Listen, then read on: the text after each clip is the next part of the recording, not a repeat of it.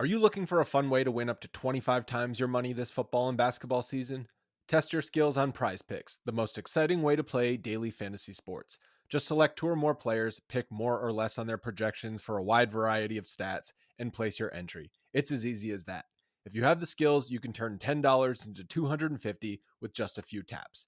Easy gameplay, quick withdrawals, and injury insurance on your picks are what makes Prize Picks the #1 daily fantasy sports app. Ready to test your skills? Join the PrizePicks community of more than 7 million players who have already signed up. Right now, PrizePicks will match your first deposit up to $100. Just visit prizepicks.com/bluewire and use code BLUEWIRE. That's code BLUEWIRE at prizepicks.com/bluewire for a first deposit match of up to $100. PrizePicks, daily fantasy sports made easy. Support for this podcast comes from Frito-Lay and the 2023 Snack Bracket Championship. The Frito-Lay Snack-It Challenge is underway, and fans are voting on their favorite snacks to crown champion. We're talking about prime-time matchups between the best 64 snacks in the land. Will Ruffles Ridges reign supreme? Can Doritos defend their dynasty? Or will Smart Food use their smarts for a surprise upset? Only you can decide. Get in on all the action for a chance to win up to $1,000 or a year's worth of snacks. Let your snacks be heard. Just go to fritolaysnacket.sbnation.com to vote and enter for a chance to win. No purchase necessary. Sweepstakes ends April 3rd, 2023. Void where prohibited. Year's worth of snacks awarded in the form of 52 coupons, each good for one bag of chips. See official rules at fritolaysnacket.sbnation.com. Hello, friends. Josh Bowe and Kirk Anderson coming to you on Wednesday, October 19th, just before midnight. The Dallas Mavericks collapsed against the Phoenix Suns, losing their first game of the season on the road, 105-107, despite being up 22 points at one point or another. Josh Bowe, how are you? I'm doing okay. To be honest, I think both of us have been like limping to the start of the season. We both somehow got super sick like 5 days before.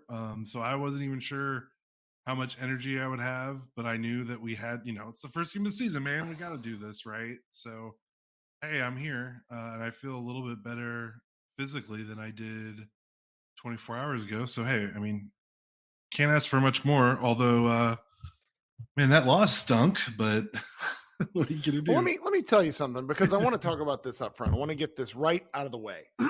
Let's go. And if you didn't watch this game, guys, Dallas Mavericks blew the Suns off the floor in the first half. I mean, dominated this game from start to finish.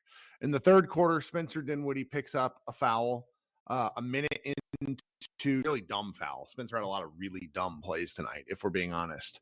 And the Mavericks offense went sideways. I think I'm going to get some pushback on this, but I feel that that quarter really exposed the need for a third playmaker, because Tim Hardaway entered the lineup, and Tim Hardaway, unless he's hitting shots, doesn't really offer a lot, because he's also pretty bad on defense, despite how much I liked him. He just had a really rough game.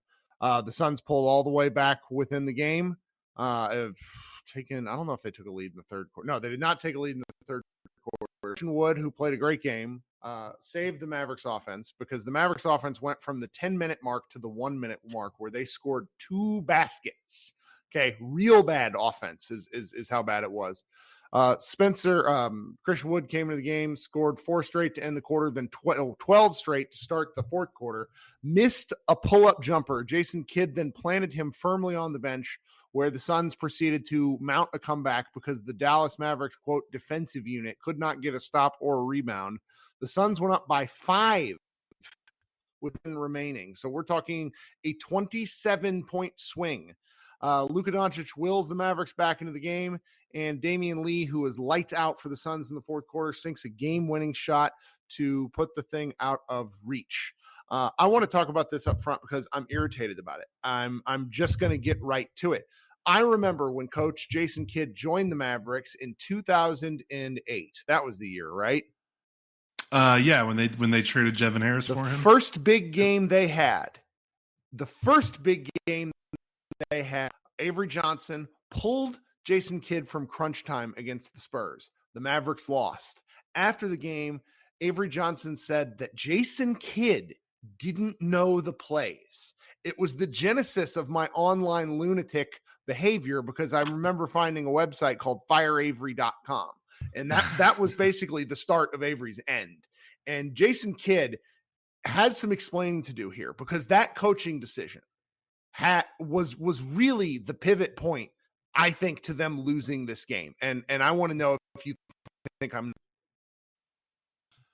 Yeah, I mean, it's hard to think otherwise. I mean, the Mavericks really only had 3 guys that did anything worth a damn on offense, and it was Luka, Christian Wood, and Spencer Dinwiddie. And it feels like Dinwiddie, I mean, he just wasn't a factor in the second half. So, with his foul trouble, he did almost all of his scoring in the first half. And yeah, like Wood was literally the offense. He was the only reason why the Suns didn't take a lead in the, a lead in the third quarter. I think he pushed it back. I think they got it down to 3, and then he pushed it back up to 13. And then when he went out of the game, they had the lead, and then he came back in, and it was kind of like the dam had already broke. So the second half was so bizarre because, obviously the Wood thing is not ideal. Like, he only played 24 minutes. He only had 2 fouls. And, to sit him while he's cooking is one thing.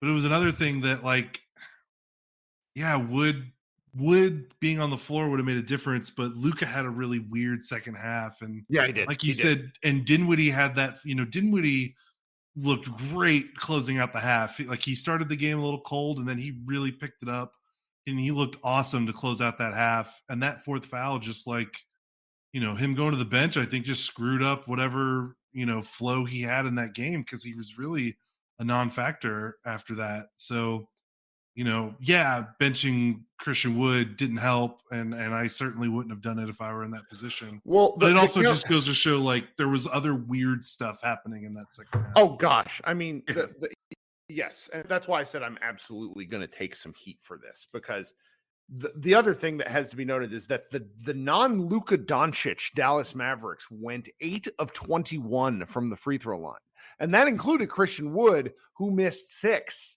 Missed 7. 7, shoot. I mean, 10. it like so there's, I got one guy in my mentions already telling me, it's like, Kid made the right call. He's a free throw liability. Well, when you're drawing free throws like Wood is, I think that you kind of play the math on this one. Do you understand Kid's reasoning for pulling him from, like, an academic basketball, game plan point of view? Because the Wood defense is something that leaves something to be desired, though I thought he played pretty hard tonight. I'm just going to struggle with that one. I really am, because at the moment, for me, the third best playmaker on the Dallas Mavericks, at least tonight, was Christian Wood. He really was.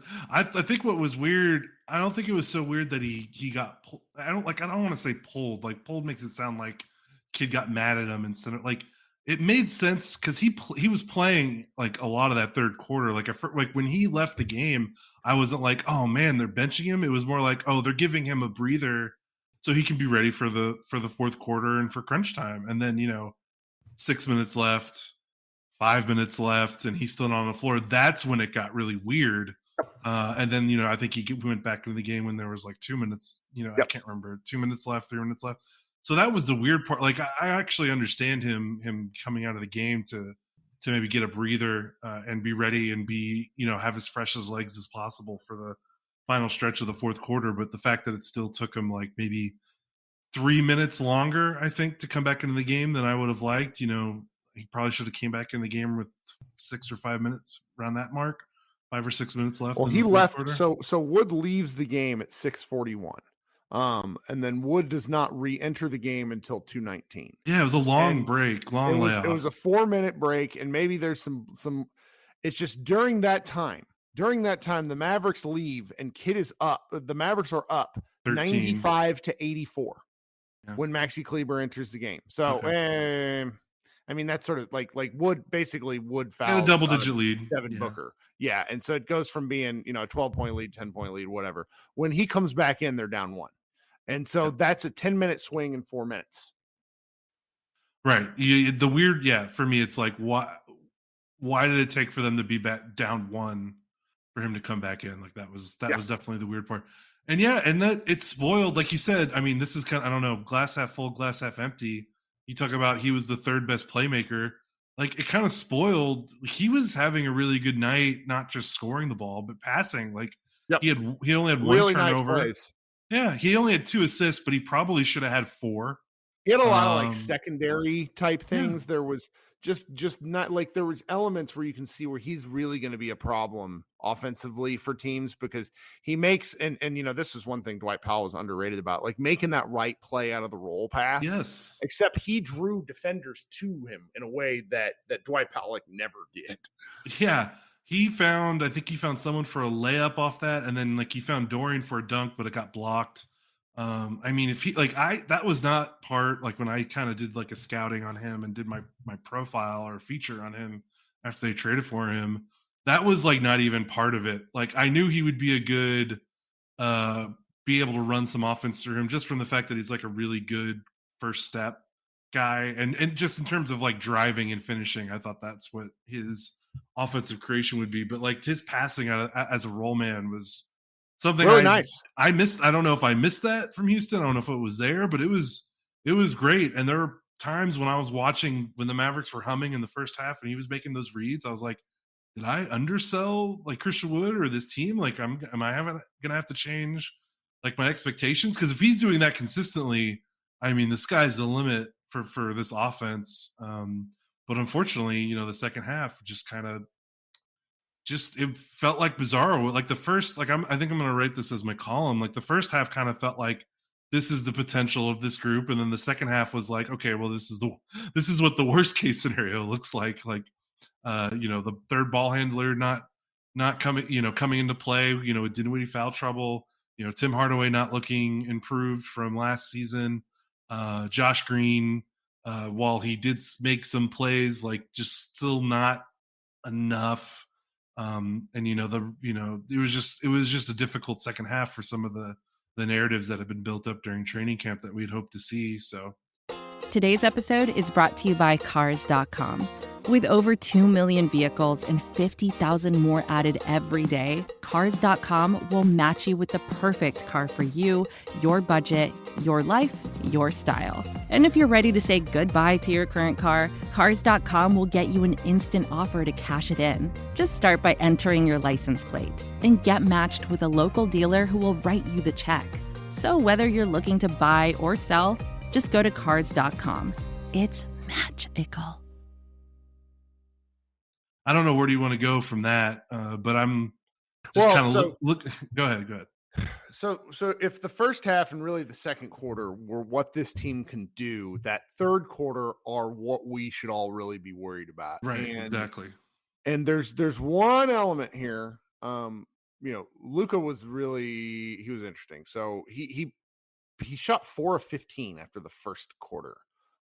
He had some bunnies not go in, but once again, he he got hand grenaded a lot where people were throwing him end of shot clock, you know, passes, and he had to make some things. So I really don't think, you know, his overall shooting numbers, 10 of 23, are kind of not fair to what he actually did.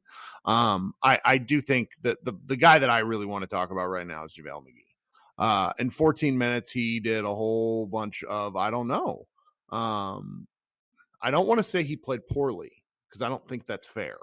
But I do think we kind of got the full gambit of the JaVale McGee experience, where he drew 2 fouls and had one nice rim running action, but he also took 2 multi-dribble possessions where he threw up hook shots.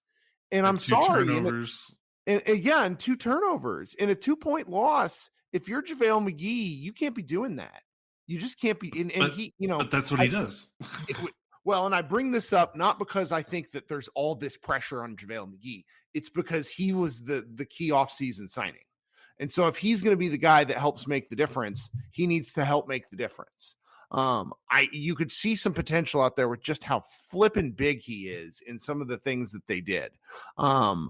He was 1 of 4 from the free throw line. It's little things like there where these guys are going to have to improve around the margins. And I could see both the good and the bad. Again, I can't emphasize this enough. Not laying that on JaVale McGee, but in a 2-point loss, you look to where the mistakes were. And JaVale McGee had 4 egregious ones. Changing your pivot foot on a he was on the perimeter for a rotation, like almost near half court. Like, bro, what are you doing? Like that was kind of maddening. Then the other thing, what has to be, we talked about a little bit earlier. The Mavericks, I think, are gonna like Tim Hardaway just starts the season right where he left off last year, which was just ice cold. Yeah, I feel bad for him. He had some really good looks. A lot of his 3-pointers were really good looks, and a couple of them were in transition that I really thought were going to go down. Yeah, he only took shots. Yeah, like I think if you want to be glass half full with Tim tonight, I think I only counted like 2 shots where I was like, ooh, like which out of 10 for him is pretty good, right? He took 10 shots, 5 of them are threes, and I think all 5, I don't know, I could be wrong, but I feel like all 5 were spot up looks. So his shot selection was okay. It was just like he just needs them. Like, what can you say? Like, he just needs to make them, and we've seen him make them. So it was just just an off night for him. Then I do want to spend a little more time talking about Christian Wood, but I want to bring up kind of the most mixed bag player of the night in 18 minutes of Josh Green, who on the good side of things, I thought he played really good defense. I thought he moved his feet well and was doing a lot. He has 1 block, 1 steal, a couple of assists, a couple of rebounds, including a couple of offensive rebounds. And really just showed activity, lots of vibrant, positive energy when he's on the floor. Really, really enjoyed watching him play for about 70% of what we saw. Then, if you'll notice, I said no field goal attempts. He passed up, I counted 3 different shots, including one where he just needed to turn around and lay the ball in. Am I missing that, or am I off? No, you're right. It was +8. He ended up finishing +18, which was nice. Yep, but that was almost all. His minutes were all paired with Christian Wood, who was on fire. Yeah, so it was, again, his defense was nice, but if you're gonna play 18 minutes in the NBA and score 1 point and take 0 shots, I mean, you have to be like freaking Tony Allen, Andre Iguodala in their prime level defender to get consistent minutes. It was nice to see him make some of those plays, defensive plays. He did, one of his assists was actually to a Hardaway 3, which was a really nice. He was running the break, pushing the ball, and did a nice little dribble handoff with Hardaway, who splashed one in. And that's some of the things that he can do that some of the other guys on this roster just either won't do or can't do. You're not going to see Bullock or Finney-Smith bring the ball up the floor really hard and lay it off for a 3-point shooter. So there's that potential, and you're just man, can he just translate the rest of his feel of the game and natural athleticism into more productive minutes? And it's just, game 1 wasn't there. Maybe obviously we've got 81 more of these things, so who knows what he looks like by the end of the season. But as a first impression, it was pretty tough. And it was pretty tough to see. I mean, overall, Green played 18 minutes, 1 point, 0 shots. Kleba played 26 minutes, 2 points, 3 shots. McGee played 14 minutes, 3 points, 3 shots. Dorian played 38 minutes, 5 points, 4 shots. I mean, it was Dorian got rejected by the rim at one point. That was a struggle bus of an offensive game for Dorian. That was pretty funny. Yeah, it was just the thing that the Mavericks happen in a lot of their losses is just too many guys playing too many minutes that aren't doing the number one most important thing, which is put the ball in the hoop. And it's not just we're not expecting these guys to score 15 points. It's just you can't score 1 or 2 points. You know what I mean? You got to shoot more, and you got to make better use of your time on the floor. But then again, Luka had the ball in his hands a lot tonight, but he only had 6 assists, which I think maybe goes to show, the shooting from everyone else. I mean, they had 50% of their makes were assisted. So it's you look around, they had 17 assists for 35 makes, and you could think of they shot the ball real well from 3. I mean, this is a game where when you get past, and granted, if you're listening this far in the podcast, I understand Jason Kidd's not the reason they lost. I understand the real reason that they lost is when you miss 13 free throws. That, above all else, is kind of the overarching thing. But when the game gets tight and you pull Christian Wood, that's right. I just get pissy about that coaching decision. This is why I can't do this like professionally, just because I'm mad at the time. I mean, I mean, the way they looked in the first half, it was just like, wow, everything is coming to fruition. Like Dinwiddie looks like the legit second guy. Doncic looks in shape. Like Doncic's first quarter, what, he had like 13 in the first quarter. Yeah, I can't remember what he shot. 20 at the half. Yep. Yeah, like he looked like the MVP, and then he kind of wilt. I mean, he like you said, he did have some weird possessions where guys were giving him the hand grenade, like you said, but at the end of the day, there was, I don't know I would almost need to rewatch his second half, because it just felt like, I don't want to rush to judgment and be like, he played a shitty second half. I'm sure some people will. The third quarter was pretty rough. Yeah, I mean, the third quarter was real rough there. And that was just a team wide thing where they get into a little bit of a funk and they could not pull out of it. And Kidd let things go, as is his coaching path. And he let it go, and this was an instance where each time he let it go a little too far. Like they didn't call a timeout until after the Suns were up by 5 or up by 4, and then Luka got a technical foul, which caused him to be down, down even more. And that's the push and pull, because the players want to play through it. Yep. So you trying to judge that, but it was just tough. It looked like, everyone was having so much fun in the first half, poking jokes at the Suns. Like that quote you tweeted from Devin Booker about how he was like, oh, this game, it doesn't matter if we lose this game. It's not a big deal. And while they're like down by 20 in the first half, I was just like, this is insane. Like, what is wrong with this? Like the worst down bad vibes team I've ever seen in a preseason or training camp. And the Mavericks are kind of trouncing them, only to end up losing the game. That just, it's game 1 of 82, and the Mavericks have had some bad openers in the last couple of years and still had a good season. So I'm not trying to they get 2 days. They get 2 days to really think about this one and go back. And the guys who missed a lot of free throws, like the Spencer Dinwiddie free throws, were really painful. Like he was, I know he only took 2, but he missed 2 in the fourth quarter. And I just, it's there's just all these there's moments in games where you look, and the Mavs had so many like collapsible moments where it kind of hurt. And that's, the second half felt like they got in the mud and they never got out, except for the one stretch where Wood did his thing, and that was about it. Yep. Well, and Wood, I think we should at least circle back to him a little bit. Obviously, Luka played a very good game, but still mixed, I think, if we're being honest, because he was a negative 16. And the moments that he was in, I know single game plus minus isn't that much of a thing, but he's still out there on the floor when they're losing, and they were losing a lot in the third quarter. Wood played a mere 24 minutes and scored 25 points, 8 rebounds, a couple of assists, like you mentioned. He had a really nice block on a solid rotation. I just think, like, part of why I think the calls for him to play more are going to keep going up is because it's what Matt Moore said on the betting podcast that I did with him, where he said he thinks that over time the Wood minutes are just going to continue to be plus minutes. And so you don't look at that game to game, you kind of just roll your eyes at it. But over the aggregate, he thinks it's going to be very similar. It's not like a Dirk comparison, but like Dirk was always plus when he was in. Like Dirk just was, it was kind of what happened when Dirk played basketball. And if Wood's going to play these 6-minute spurts against lesser quality guys, then he's going to score points and the Mavericks are going to go up. And so that will eventually, his thought was that will eventually pressure Kidd into playing Wood more, even though he hates the defense. And that's what I was thinking about tonight when I watched Kidd go out. Cause like Kidd didn't play a big stretch of the third quarter when they were in the mud. And then things went into the mud when Kidd went back, like as we've mentioned, when things went, when Wood went out in the fourth. And that's just going to stick in my craw. It's a rough one because, compared to how they started these past 2 seasons, this was a good game.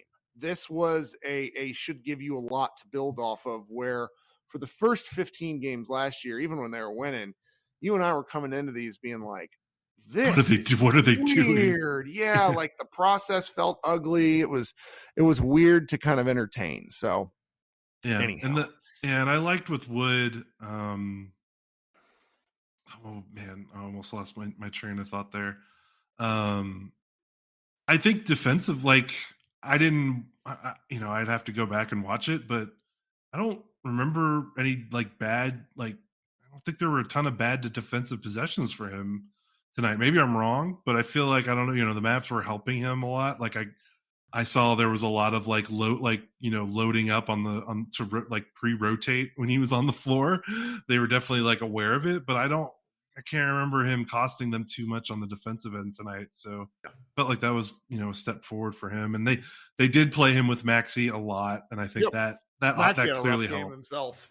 Yeah, he was okay defensively. Offensively, he was doo-doo, but I felt like I could see the tough part is if you feel like with Kidd, if you're like, if I only trust Wood down the stretch, important minutes with Kleba, that means you've only got 3 spots left. One is Luka, so you only got 2 spots left, and you've got Dorian, Reggie, and Dinwiddie for those 3 guys for 2 more spots. And then like there were some moments where they played without Dinwiddie, and it kind of looked a little weird offensively because they didn't have that other ball handler next to Luka. And then they would bring Dinwiddie in, and I think they took Wood out, and it was like, well, now the offense is kind of going bad because Kleba is just, you have to spoon feed him offense as where Wood can do his own. So there's going to be a lot of push and pull, I think, as they figure out what lineup and what rotation works best.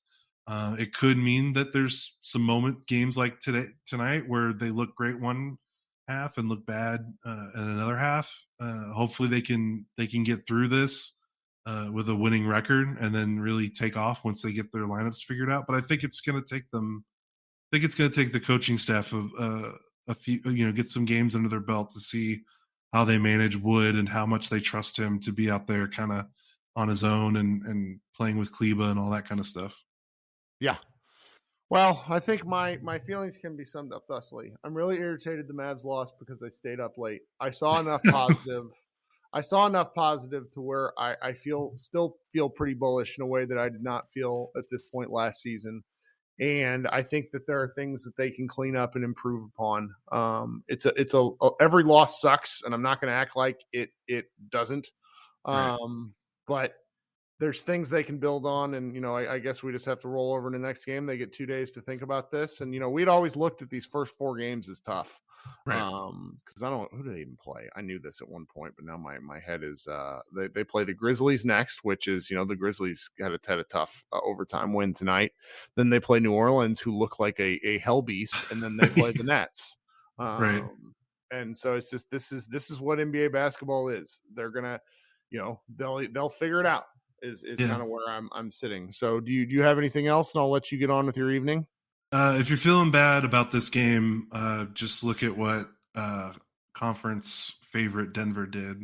Oh God, against Utah Jazz. So, things could, and they didn't lose. They lost by what? 21 They lost points? badly. Like it was like an 0-0 loss. I think they gave Yeah. up 75 points in the first half to the Jazz. So yeah, I'm looking forward to like 8 Jazz players getting traded tomorrow morning for that game. But yeah, things could always be worse. Okay, so here's what you're going to do, guys. You're going to go to Mavs Moneyball when you listen to this, and you're going to read the work we're doing, because I wrote the recap. We have Matthew doing the numbers you should know. Josh may write something. Jordan may write something. We're going to have a lot of thoughts on this game because we have a big staff and we have lots of people thinking things. And then you're going to, come back to this podcast a little later tomorrow afternoon, and you're going to look for the green room, which I'm going to host right now, even though it's 12:30 and I have work in the morning and it's game 1 of the NBA season, and we're all lunatics. Do you have anything else before we go? No, let's get out of here. All right, Kirk Henderson and Josh Bowe. Game 1, Mavs Moneyball After Dark. We will talk with you soon. Thanks for stopping by.